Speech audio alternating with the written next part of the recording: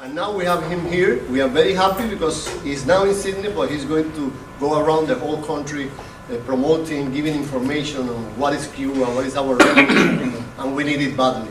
Well, thanks a lot for being here, and let's hear what Ezequiel has to tell us.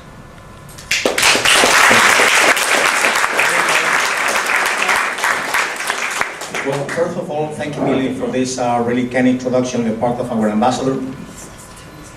And also thanks a lot to all of those people who have come in here just exactly for this presentation. I'm really happy to see also new faces which were not just in the national consultation, but they were driving in here, just making it just to listen to my humble presentation.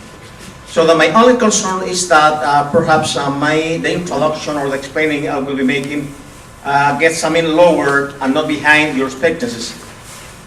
But anyways, we are always willing to do what is appropriate, what is necessary to meet all the needs of information concerning our country. And it's true what my ambassador said before. Some of them said that maybe I will not be a good lecturer, but I will be a very good pilot, because I'll be flying away from one to another. So if you see me blinking at any moment that I'm a little bit sleepy, it's that I've been in here only for a week and I have been just traveling all around all the time. But for you to know, I'm really very, very happy to be sharing with you my experiences as a Cuban, not as a politician, nothing more than a humble Cuban who has experienced the development of this more than 52 years of revolution. So when I saw what you have written in the agenda for today, it was so wide that I really got scared. Because you wanted me just to talk about the different changes. Don't forget that word, changes. I don't want to use it, but I use this on purpose now. What is happening in my country at present, and also to supply you with some information concerning Cuba internationalism. So they are so wide that it's almost impossible to cover in a night, even though I'm eager just to do it, no matter if we have to do it tonight and tomorrow, it doesn't matter. I hope not. But being a Cuban, having been in contact with so many people during my trip from Cuba to here, also with all Friendship Society friends I've met everywhere, I'm sure that the main concern is what's going on with Cuba in terms of the economic situation, or what I call the policy in terms of economy in my country. Then if you don't mind, I prefer to start talking about the issue, to explain you something. If afterward you continue and you want to go on with some other issues like internationalism, I'm also ready. I had a PowerPoint in there. So let's see, but let's begin, if you don't mind, on this part, which is the recent or the current economic reordering is the word I prefer to use in my country at present. And we are very lucky that just exactly along these days we are just carrying out this national consultation and this public meeting. The convention of the Communist Party is being carried out in my country, which is finally the appropriate spot to approve or just to deal with all those changes people say abroad. And when I say people say abroad, it's because really I would like to make clear whatever is being said so that you are not confused. Because some of the people say, well, Cuba is turning to that capitalism. Cuba is changing the road. Cuba is just betraying, the confidence of all the humanity. And it's nothing like that. Then let's begin with that part.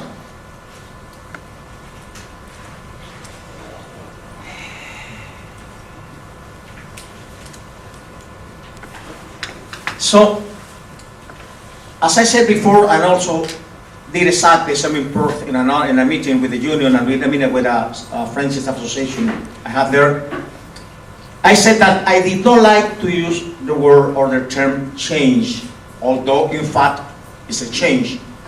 But etymologically speaking, I want to clear out something before. We are not afraid of changes. We are not afraid of changes, and if necessary, we are eager to do the changes. And those words which are there, enhanced in there, those are not my words. Those are the words of the historical leader of the Cuban Revolution, and if you don't mind, the historical leader also of so many revolutionary processes in Latin America and different countries of the world. And it reads there the concept of revolution, something I really like it. Revolution is to have a sense of the historical moment we are living in. Think of that. The historical moment not only Cuba but all humanity is living nowadays is not the same it was 10 or 20 years ago. World economic crisis, nature covering back all the damage we have paid to her, to nature. Lots of difficulties in all terms of in so many terms worldwide. So the things are not exactly the same. We have to have a perception of the historical moment we are living in and apply to the historical moment what it is necessary to be applied. So maybe some of you are thinking, does it mean it was a failure of the social system in Cuba before of socialism? I wouldn't say it was a failure. It is a new step. It is a new step which is absolutely necessary. Fidel said once, the most important thing, or what people do not understand, is that we never got a manual.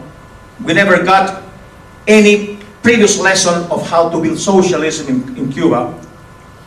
And that's why we are being just improving and making our own socialism. Sometimes people ask me, well, is it a Chinese socialism? Is it a Vietnamese socialism? And I say, no, it is Cuban socialism, completely adapted to the reality of our nation and according to the historical process we are going on.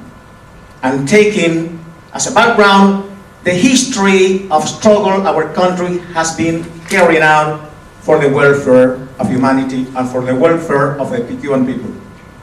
But look at the second step. It says, revolution is to change whatever needs to be changed. And that's something we are really applying at this very moment. Some people say, are you just getting rid of the principles of socialism? And I would say, no, we are not getting rid of those principles. But if you are really studying about socialism, you know that the more this social system grants for the people, new goals are to be set, because those are the basis. Never to be, to be sitting, waiting and saying, well, I have handled or resolved all the situation, everything's okay, everything's properly done. We need to look for new goals to better the society. And that's what's going on in Cuba. On purpose, I left this slide with that logo which is in there, which is CTC, which is Confederation of Cuban Workers, or CTC, which is the main organization which covers all the unions in our country. Do you know why? So that you got really very aware that this is a process which has been carried out not in a unique or in a unilateral way. The Cuban workers, the Cuban people have been really involved in this process. We could be talking around here just concerning so many issues about the present situation in Cuba, but I know the main concern among friends and the main reason for joy just among all those who are not so friendly to Cuba is that they are saying the Cuban government is finding, so there is a layoff of 500,000 Cuban people. And they are saying they are going to a way of privatizing everything. Neither one, nor the other. So the Cuban government is not finding anyone. The Cuban government, and I would say the Cuban society, is reordering our labor forces so that we are to be more efficient and more productive. And what I'm going to introduce or to present to you is to some extent the rules we are applying to talk to the Cuban people, to talk to the worker, so that they are aware, so that they understand the reason for these economical changes or for this reordering of the labor forces in our country. And there is a whole, set of rules which has been discussed with all the Cuban workers, with all the Cuban people. Someone today asked what's going to happen after the 6th convention of the Communist Party, which is being celebrated or just carried out at this very moment. And I said the most important is not what is going to be happening afterwards, but whatever happened before. Because all those reforms, all those changes was carried out through a very important nationwide consultation process to hear people's opinion, to listen to people's opinion. And that's what is going to be happening during the 16th and 17th of this month, during the celebration of the convention of the Communist Party. But then let's move on. Sorry.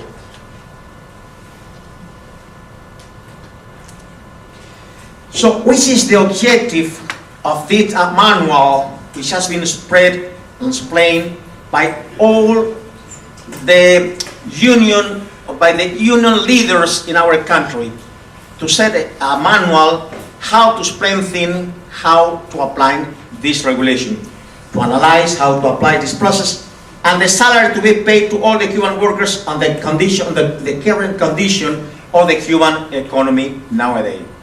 So this is giving the tools to the workers' movement, to the political and mass organization, so that they explain the people the reason for making these reforms, this reordering, or this change, as you might want to call it. Sorry if you find some Spanish word I had no time just to make all the interpretation, but I guess you can also read both. Never mind. It's good. So the first one, the basement of this regulation, of this manual we are discussing with all the workers. First of all, that it represents a change in the policy of employment to grant better use of the labor forces.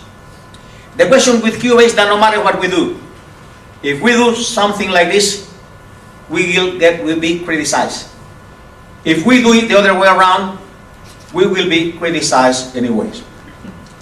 But for sure, some of the things our enemy, or not the enemy, the ideological different opinion people we had in the world, they said, well, one of the things I see in Cuban economy is that maybe there is a working station, there is a place which only 3 workers are necessary, and they have 10. So it shouldn't be like that. That's what I said. Now, if we said there are 10 people, we only need 3, and we will reallocate the other 7 people, they say, oh, that's capitalism. There are 3 people away from the street, to the street. So, but that is the basement. It represented change in the policy of unemployment to grant a better use of the labor forces. The only way, there is no economy in the world which can continue with subsidies or granting for free everything in the hand to the people if do not have any, I would say, economic or productive sponsors for applying those measures. And think of that, and just apply it to the main cells of society, with, according to my personal opinions, the family. What would happen in your home if you are granting your grandchildren or your children everything in the hand without warning them where those things are coming from? They get used to waste it. They don't look after that. They say, never mind, dad or mom will grant anything anyways. So that's something we are doing at present. Just to try to change the policy of unemployment and to make the use of the labor forces where they are really more necessary. Second, it is not just a change of the procedure by another. It is a policy intended to strengthen the role of salaries and the relationship with the result obtained by the worker. There is a principle in socialism we apply. From everyone according to its capacity, to everyone according to its labor, to according to its produce. It's exactly what's being applied in there. So we Cuban had a very bad reputation, said Cuba is the only country in the world in which you can be out of work and anyways you survive. You heard that. For sure you have heard that. And it shouldn't be like that. It's another way just to give the role to salary, which are absolutely necessary as an incentive for the people for a better production and for more efficiency. Third, it expresses the political will of the Cuban state and government in terms of laws gathering, the previous one, It is a result, and thank you, very important, topic to deal with. It is the result of an agreement adopted in previous political analysis to achieve that a hard and efficient work turns to be a need for all the Cuban. I talked about that before. But something very important, it is nothing which is happening from night to day. It has been a social process, a social consultation, here in moments in which the Cuban authority, the mass organization, and the political organization here saying, we need to do something so that we get more efficient and more productive. It was nothing applied from day to night, as I said before. It has been a great consultation process in all the workstations, in all the CDR blocks, in all the school, in every cell of the Federation of Cuban Workers. So it means that whatever is going to be passed in the 7th Convention of the Communist Party is something the people have been dealing with before, and we were willing to do so. And the last one, it expresses a political will of the Cuban state and government in terms of laws, gathered together in a unique law, the treatment to be applied so. So how to apply everything? Because sometimes, I guess it was Máximo Gómez, one of the most outstanding generals we had here in the Cuban-Spanish North American war, who said, the Cuban, whenever they don't reach at the goal, they overcross it. And that's what we don't want to do. We want to carry out a very well thought procedure, properly applied, so that we do not make any mistake in carrying out that reordering process of the labor forces in our country. That's why so many discussions have been carried out with the people, as I said before. Then, which are the requisites to start the process in any workstation, in any industry, in any factory, in any school, and in any public service workstation? First of all, permission of the authority or legal body with authority enough or with enough authority to apply that. What it means? Let's imagine that this is my factory and I am the manager. I cannot say, well, we have in here 74 people, I guess, more or less, which are in this room today, but we only need 50, and I will get rid of 20 people. I should not do on my own. First of all, because I have to reorder my staff, because maybe someone which is not needed in this labor is absolutely necessary in another labor, exactly in the very place, in my very factory, or in any workstation I'm dealing with. So it is necessary to get to know the plans of the organization of the hand labor, which are the things which are essential to continue the production process. So those two things, permission of the authority or legal body with enough authority, and reorganization of the staff needed at the workplace. That's what I said before. Maybe I'm short-sighted and say, well, I will quit that man because I don't need any other secretary in here. But maybe that man is more productive doing something else within the very factory. Those are the two requisites. Which are the principles? And this is very, very important to be aware of. The principle which determines the person who will remain working is that one of the proven suitability. What do we mean by proven suitability?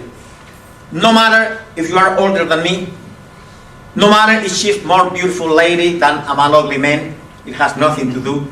The most important thing is the proficiency I have proven in my work. To be suitable, to be, helpful, a person or a worker that has been able to properly carry out the mission the Cuban society has paid he or she for. So, in other words, proven suitability. No suitability to be proved, but that along the years I've been working, I have demonstrated that I'm a capable worker, that I'm a really handy worker, that I can properly carry out the labor and pay for. That is a very, very important principle. Which are the workers who are going to be applied this regulation? Hired worker for indefinite time. There are different conceptions on the staff in the working place. For instance, hired worker for indefinite time.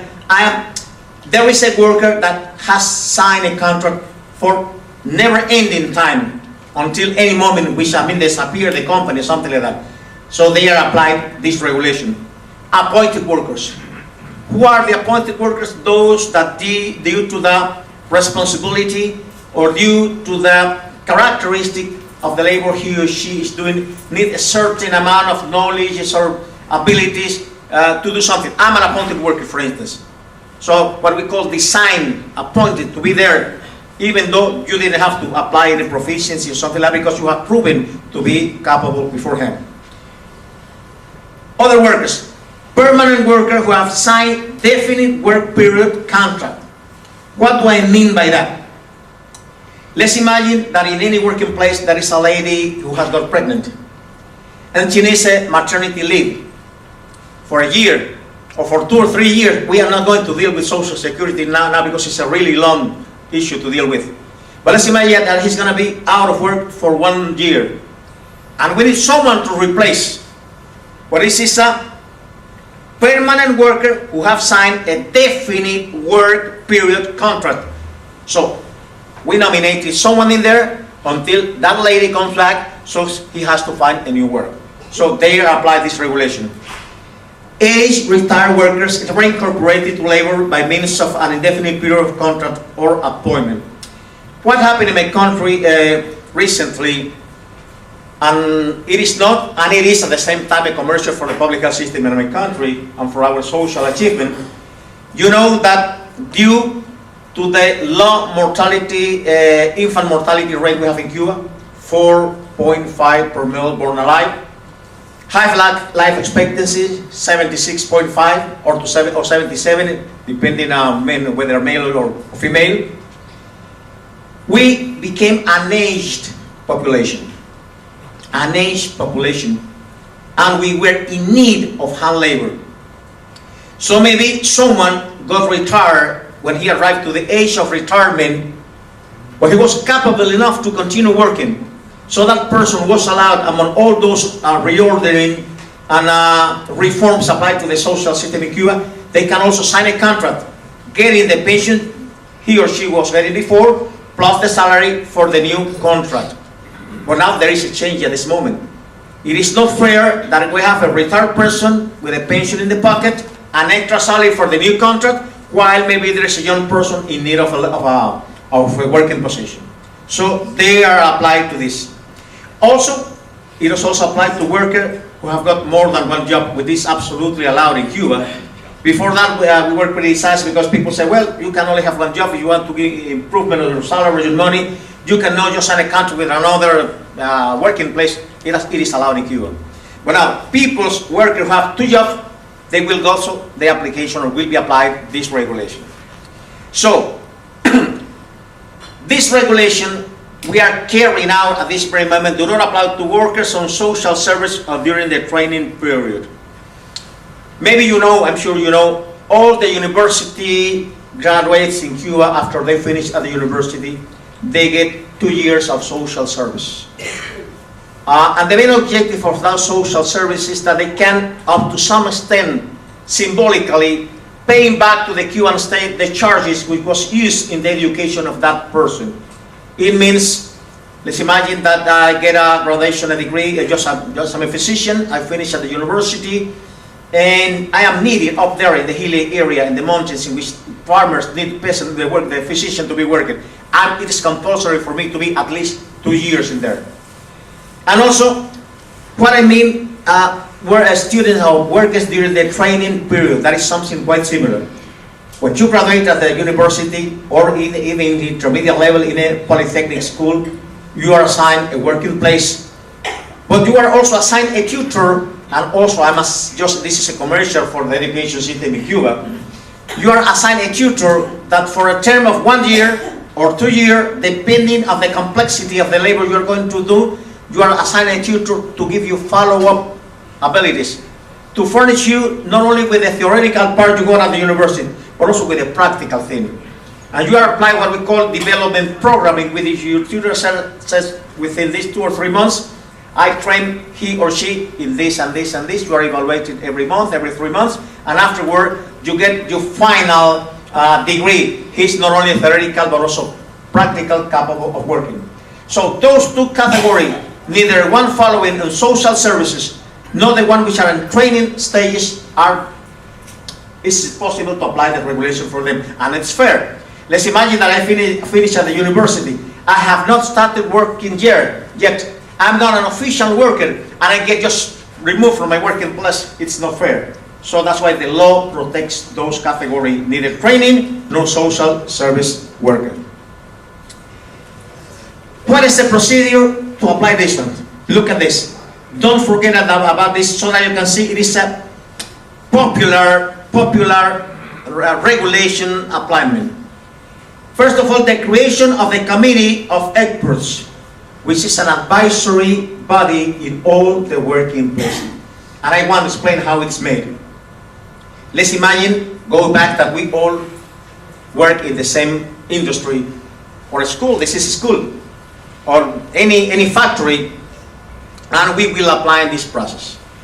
We should select at least 3 people, always uneven, to be like a mediator, an advisor committee to the manager of how to apply the process. If this is a small factory like this, only 3 people. One of the persons is represented the manager, and it can never be the manager, but someone who represents the manager. There is a second person who is representing the union, which can never be the Secretary General of the union, but someone who has deposited his confidence to represent the union. And the third person is what we call normal worker. All of them are normal. No, we are not abnormal, of course. So, I mean, a worker which has been nominated, ordinary worker. Thank you. You know, I think I better need my interpreter here. That's it. So, an ordinary worker which has been elected by the General Assembly of Workers in all the working places.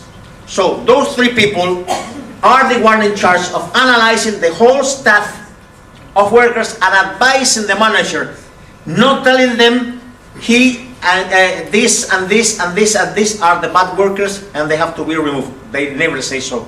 They say this and this and this and this are the best worker, and we consider they are the one who should remain in the working station. So after that, the manager have to think it over and just take into consideration the proposal of that committee of experts in the reordering of the labor forces. Prohibition. Just imagine that, just going back, let's imagine that the committee of experts advises the manager saying, I think that only 5 people and not 10 to be removed from there, or not removed, reallocated in this place, and the managers do it the other way around. There are so many steps the workers have the right to follow to achieve that everything is properly done, what afterward we're going to deal with. Which are the main prohibition in this application of the regulation? First, prohibited any expression of favoritism, sexual discrimination, or any sort of discrimination, and it could happen. In any place it could happen.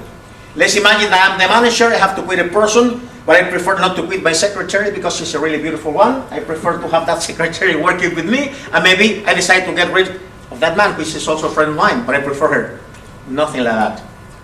Or let's imagine that I say, well, that lady is working in here, but she's also been in problem because she's pregnant, maybe she have got small kids, she will not be attending to the labor properly, sharp.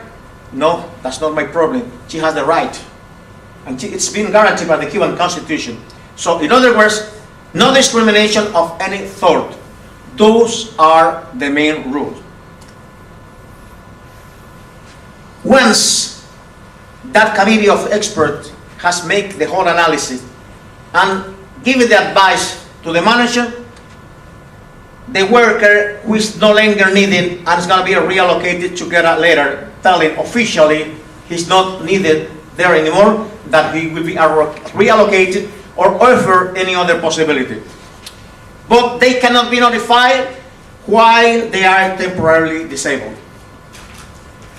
Let's imagine that I got an accident in a working place and my physician advised for 6, 7, 10 months of resting. Rehabilitation. For rehabilitation, and also even after post-rehabilitation. Akimi says you cannot work for a year. During that period, I cannot be notified. I cannot be, removed from my work. So they have to wait until I come back and we're officially working and they deal the process with me. Second, while in an international mission, military mobilization, or any of economic social interest.